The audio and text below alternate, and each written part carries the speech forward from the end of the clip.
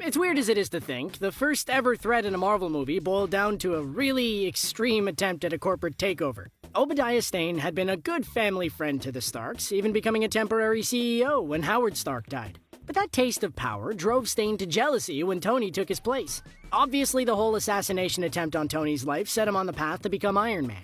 But Pepper's ability to handle Stane coming into the office when she was downloading his files was one of the most important moments from Iron Man. If Pepper hadn't managed to hide the screen or failed to sneak the USB drive out of the office, Tony may not have survived. S.H.I.E.L.D. certainly wouldn't have had the authority to try and arrest Stane. If Pepper wasn't so amazing, Stane may never have been taken down. What's your name, lady? Rushman, Natalie Rushman. There were a lot of agents that S.H.I.E.L.D. could have had shadow Tony Stark, but Natasha Romanoff, or Black Widow, was the one chosen. And it's a good thing that she was. Not only did this set her up to become one of the founding members of the Avengers, but she played a key part in the events of Iron Man 2. It's thanks to Natasha's skills that they were able to infiltrate Justin Hammer's HQ and give Rhodey control of the suit. If she hadn't been able to help everyone from Stark Industries, who knows how the events with Ivan Vanko would have played out. Plus, if Natasha hadn't been chosen, then someone else would have.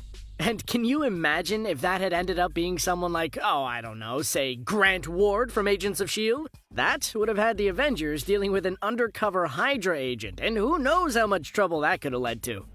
But Natasha wasn't the only important member of the Avengers that almost didn't make it into the team. When Bucky joined Steve on his mission back in 1943 to capture Zola, he ended up falling off the train to his death, with heavy quotation marks. While it was later revealed that he had survived thanks to the super soldier serum, if Bucky hadn't fallen off the train, things would have gone a lot differently. If he hadn't been lost, then the Winter Soldier would have never existed, and Howard and Maria Stark wouldn't have been killed by him. That would also change the way that Civil War played out. The split between the teams and the fight at the airport would have been completely different, or non-existent.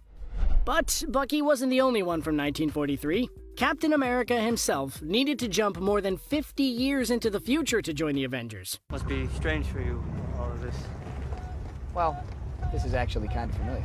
If Steve didn't have to crash the plane at the end of his mission, or hadn't been frozen, things would have been very different. The symbol of freedom who became one of the leaders of the Avengers wouldn't have been able to join the group. Without Captain America, the whole MCU would have been different. The events of Civil War would have been completely different. After all, without Steve's voice, the other Avengers probably would have signed the Sokovia Accord. And that's if they even got to that point after all. Loki may have even managed to take over the world during the first Avengers movie. Rhodey had been a loyal friend to Tony from the very beginning, but on his final birthday, when Tony went a little overboard, Rhodey stepped in. For the first time ever, Rhodes put on one of the suits. Even though he's very shaky in the suit, he's able to take on Tony. After the fight, Rhodey hands over the Mark II to the military, and the events from Iron Man 2 really starts to unfold. This moment is what led to him finally becoming War Machine. It took a lot of bravery for Rhodes to stand up to Tony and do what he thinks is right, and it was a choice that led him down the path to becoming a part of the Avengers. One of the most important decisions that Tony Stark ever made was during the press conference where he announced to the world that he was Iron Man. I am Iron Man. By going against S.H.I.E.L.D.'s decision to hide his identity, he chose to set himself onto his own path. It also marks the idea of real superheroes being introduced to the general public. Not to mention, it was an incredibly iconic moment. Within a month of the movie's initial release, everybody knew and was talking about that final moment. I now take from you your power. Now, it was very important that Thor got exiled. The God of Thunder learned a lot during his time on Earth, like sacrifice and love. And with these new lessons, Thor was able to prove himself to Odin and regain his mantle of heir to the throne of Asgard, a title that he would later give away. The experience is also how Thor gained a love for Earth, a love that was needed for him to join the Avengers. It set him and the rest of the team up to take on Thanos in Infinity War and Endgame. Bring me Thanos! Another world-shaking moment was when Loki made a deal with the others so that he could get an army. Now, this marked Thanos' first step towards the snap. But if Loki hadn't agreed to team up with the other or hadn't lost, Thanos wouldn't have gone for such an aggressive approach to take down humanity. On the other hand, the deal caused the Avengers to assemble for the first time. The team that would become Earth's defenders wouldn't have existed if Loki hadn't tried to take over. In a way, Loki's deal set up both sides of the war.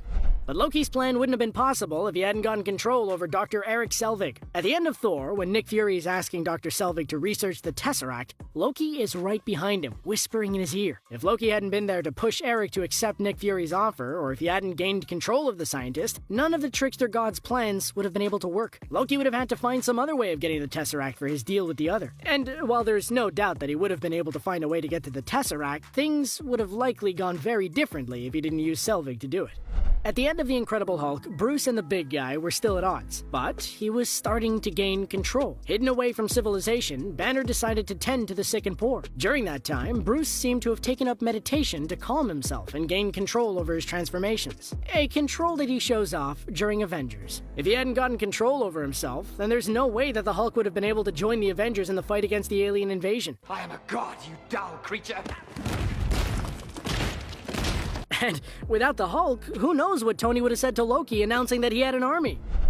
Of course, the battle to protect Earth never would have happened if the Avengers hadn't stood up to Loki in the first place. While the team had assembled, they only started to work as a team at that moment. It was also the start of Loki's defeat. If the Avengers hadn't come together, Loki would have gained control over the world. And then who knows how things with Thanos would have gone. Now this moment is also what led to the first spark of unity that the team needed to fight Ultron and Thanos.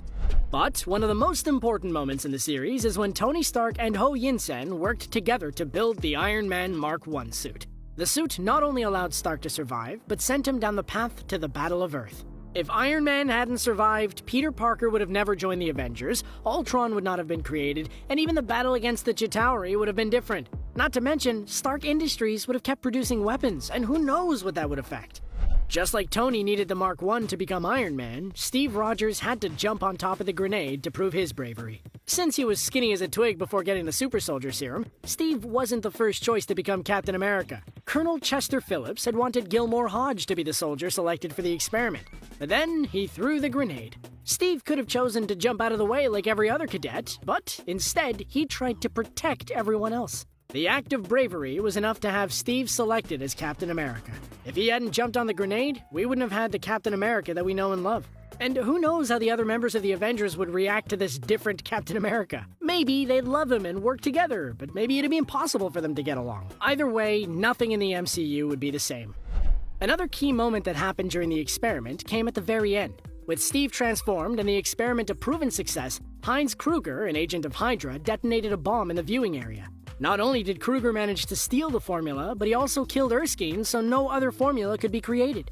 With the formula gone, countless attempts were made to replicate it. One project was led by Howard Stark, and another project led to the creation of the Hulk. If Erskine hadn't been killed and could still produce the serum, who knows the trouble that could be walking the alleys of New York. But out of all the moments that shaped the MCU from the Phase 1 movies, the most important moment was Odin's bad parenting.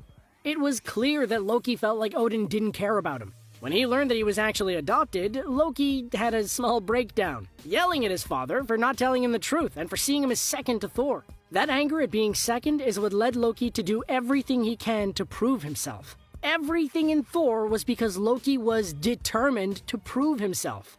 But it was the moment that Odin rejected Loki at the end of Thor that led to the events in Avengers. If Odin had just been a good Allfather, showing love to both of his sons, who knows how things would have gone in the MCU?